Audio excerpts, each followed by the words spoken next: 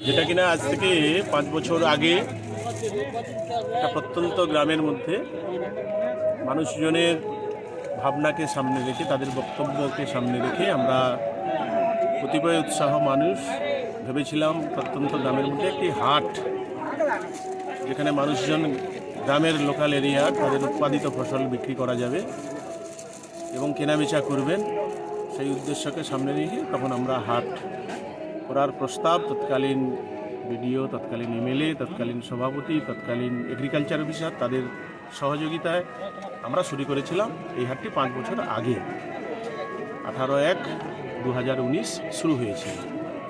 গ্রামীণ হাট হিসেবে আত্মপ্রকাশ সেদিন থেকেই তার পথে চলা এবং শুরু। এতদিনে কতটা এগিয়েছে হাটের?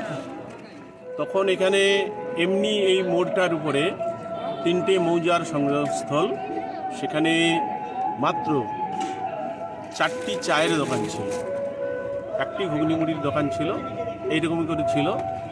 কিন্তু ছোট্ট ছোট্ট পায়ে এগিয়ে আস্তে আস্তে 2000 সাল, 2021 সাল করোনা অতিমারি মহামারীকে উপেক্ষা করেও এখানে হাটের দিন মানুষের এত যাতায়াত, এত ক্রেতা বিক্রেতা, এত প্রয়োজনীয়তা বাড়ল।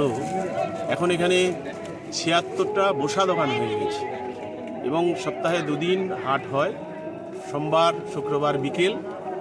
সেই বিকেলে প্রায় 4-5 হাজার মানুষ কেনাবেচা করেন।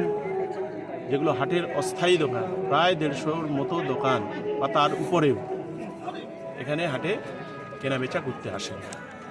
যে সমস্ত দোকানদার আছে তারা কি উপকৃত? নিশ্চিত আমি মনে করি তারা উপকৃত হওয়ার মূলে তাদের অনুসরণ করে আরও অনেক স্থায়ী দোকানদার আসার জন্য আমাদের সাথে যোগাযোগ রেখেছেন, আসবেন।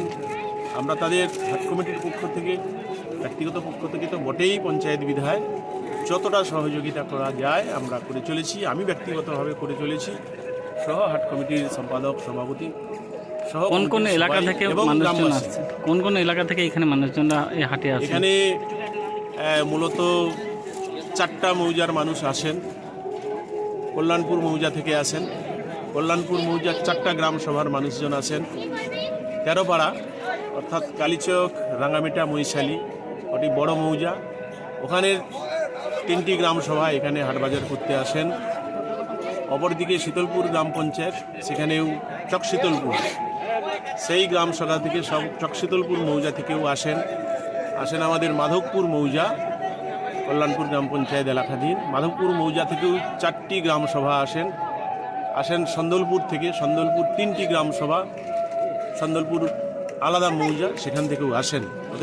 20-25টি গ্রামের আসেন এবং 20-25টি গ্রাম সভা থেকে এখানে বাজার হাট করতে আসেন।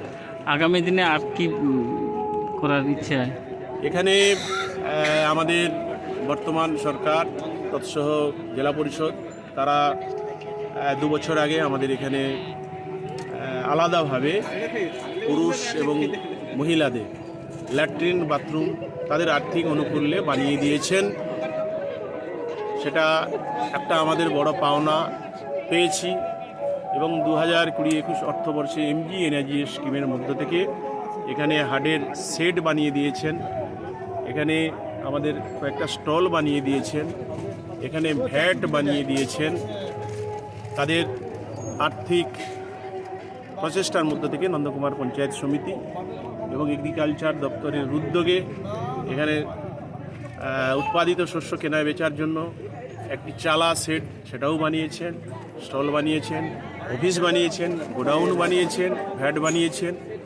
এগুলি তিনারা দিয়েছেন। সামনের দিনে আমাদের আরও কিছু এই হাটকে সামনে রেখে ডেভেলপমেন্টের প্রয়োজন আছে। একটি রাস্তা যেটা কিনা হলে অনেকটাই সুবিধা হবে, এখানে মাল কেনাবেচা করার ক্ষেত্রে গাড়ি আগম নিগমের একটা পথ প্রশস্ত হবে, তাই একটি রাস্তার প্রয়োজন আছে। আর একটি সৌন্দর্যায়নের ক্ষেত্রে আমরা বিউটিফিকেশান করেছি। তৎকালীন বিডিও মহোদয় বলেছিলেন, এমএলএ সাহেবও বলেছিলেন, একটু বিউটিফিকেশানের প্রয়োজন আছে।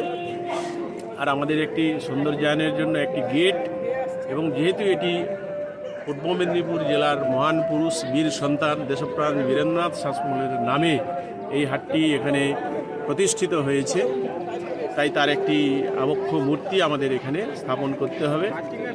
এ সকল আবেদন নিবেদন আজকে সম্মানীয় অতিথিবর্গ আসলেও আমরা করব। আমাদের এই সকল জিনিসগুলি হলে এই হাট সামনের দিনে আরও এগিয়ে যাবে, এটুকু আমি আশা করি। এবং স্ট্রিট লাইটের প্রয়োজন আছে। গত বোর্ডে তারা এখানে এই হাটকে উদ্দেশ্য লক্ষ্য নিয়ে তারা ট্রান্সফরমার দিয়েছেন কেবলমাত্র হাটকে সামনে রেখে, সেটার জন্যও কৃতজ্ঞ। সামনের দিনে এখানে একটি স্ট্রিট লাইটের প্রয়োজন আছে।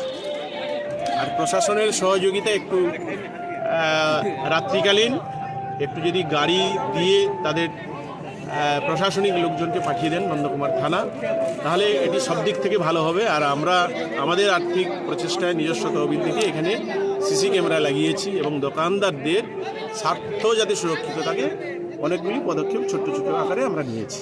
আপনার নাম? আমার নাম রাজদুলাল মাইতি। কি দায়িত্বে আছে? আমি এই বাজার কমিটির কোষাধ্যক্ষ আর এই সংশ্লিষ্ট এলাকা বর্তমান গ্রাম পঞ্চায়েত মেম্বার।